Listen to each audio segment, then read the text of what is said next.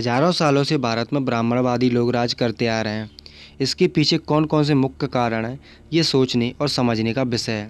जैसा कि बहुत से शोधों से साबित हो चुका है कि आज के ब्राह्मणवादी आर्य लोग यूरेशिया से भारत में हैं और उस समय उनके पास वापस जाने का कोई साधन ना होने के कारण आर्य लोग भारत में ही रहने पर मजबूर हो गए। ये बात भी कई शोधों से साबित हो चुकी है। या तो आर्य लोग भारत पर आक्रमण करने के मंसूबे से आए थे या उनको यूरेशिया से देश निकाला देकर समुद्र में मरने के लिए छोड़ दिया गया था। ये भारत के मूलवासियों की बदकिस्मती थी कि आर्य लोग दक्षिण भारत में आ पहुँचे। आर्यों के विदेशी होने के दो सबूत हैं।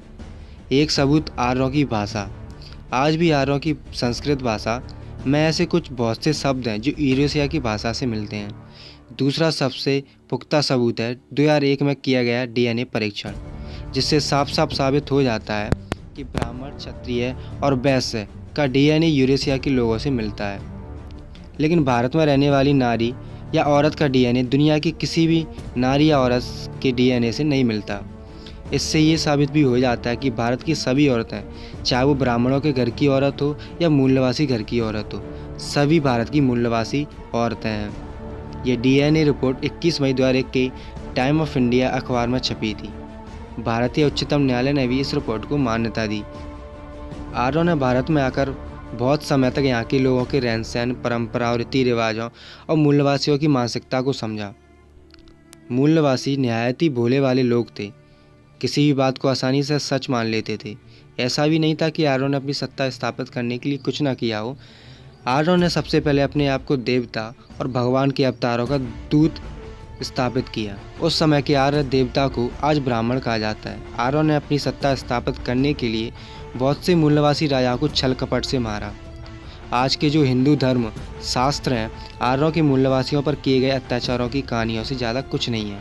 अवतारवाद हमेशा ब्राह्मणों का अचूक हथियार रहा, जिसका आज भी ब्राह्मण किसी न किसी रूप में प्रचार करते रहते हैं और मूलवासियों का शोषण करते रहते हैं। विष्णु के अवतार, शिव के अवतार, काली के अवतार, दुर्गा के अवतार और अन्य देवी देवताओं के अवतारों की कहानियों को ब्राह्मणों का अवतारवाद कहा जाता है।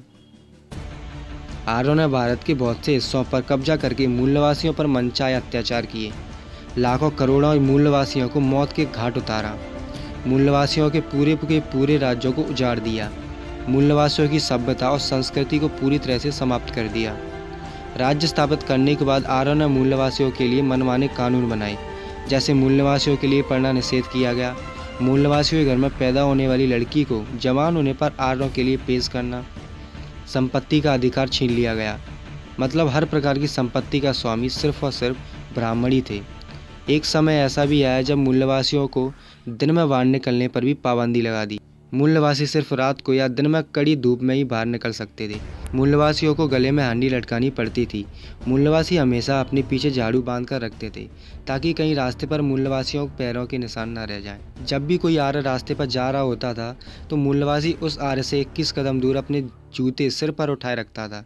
ब्राह्मणवादी आर्यों ने ऐसा कोई अवसर नहीं छोड़ा जब मूलवासियों को प्रताड़ित न होना पड़े। मूलवासियों की इस हालत को सबसे पहले महात्मा बुद्ध ने समझा और बौद्ध धर्म की स्थापना की, ताकि लोग जाति पाति को छोड़कर समता, समानता, बंधुत्व और न्याय के शासन में शांति और प्रेम से रह सकें।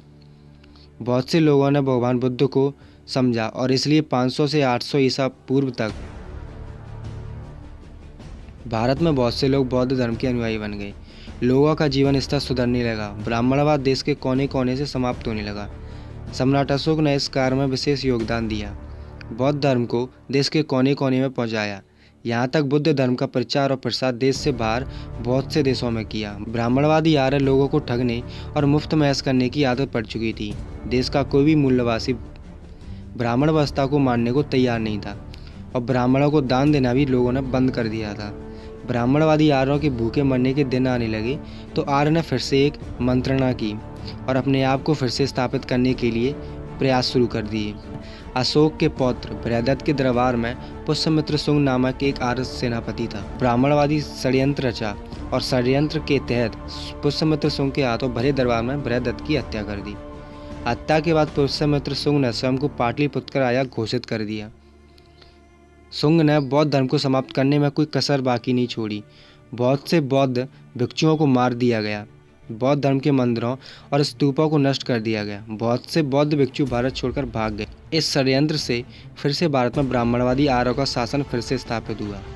यही वो पुष्यमित्र शुंग है जिसको आज के सभी ब्राह्मणवादी आर्य राम नाम से जानते हैं और उसे याद करते हैं। पुष्यमित्र शुंग को भगवान बनाने का श्रेय वाल्मीकि को जाता है, जो पुष्यमित्र शुंग के दरबार में राजकवि हुआ करता था।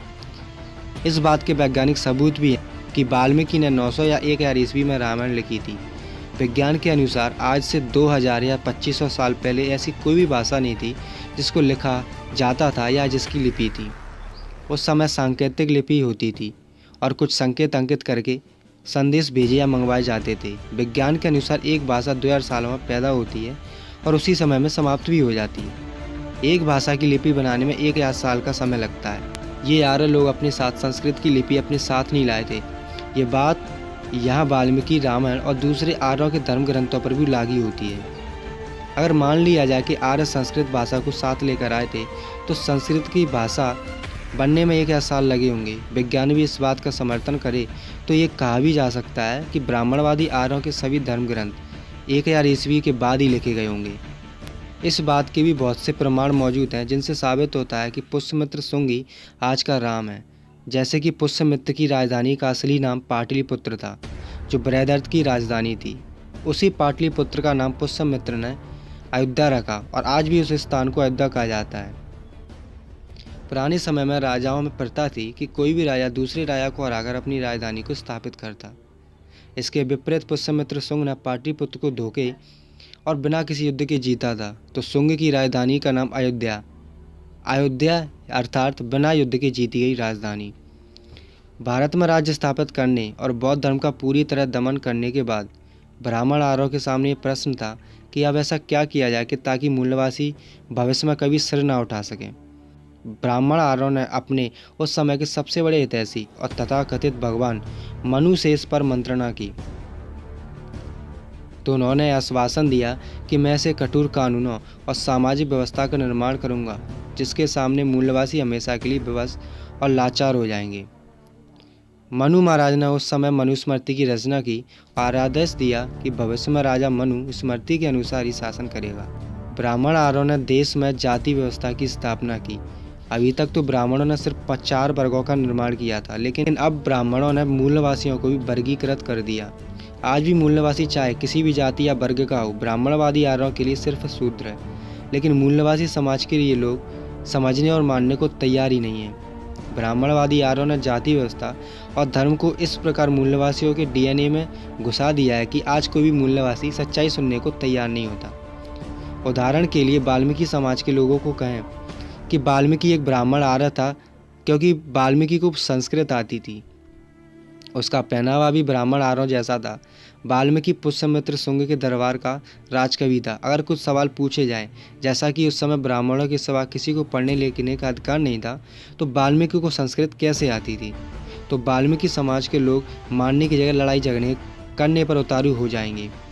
यही हाल यादवों का है। अगर किसी यादव को कहा जाए कि कृष्ण नाम का कोई अवतार नहीं हुआ, ये ब्राह्मणों की कोरी कल्पना है, तो यादव मारने और मरने के लिए उतारू हो जाएंगे, तरह तरह के बेतुके तर्क देंगे और खुद को बाकी मूल्यवासियों से श्रेष्ठ साबित करने की कोशिश करेंगे।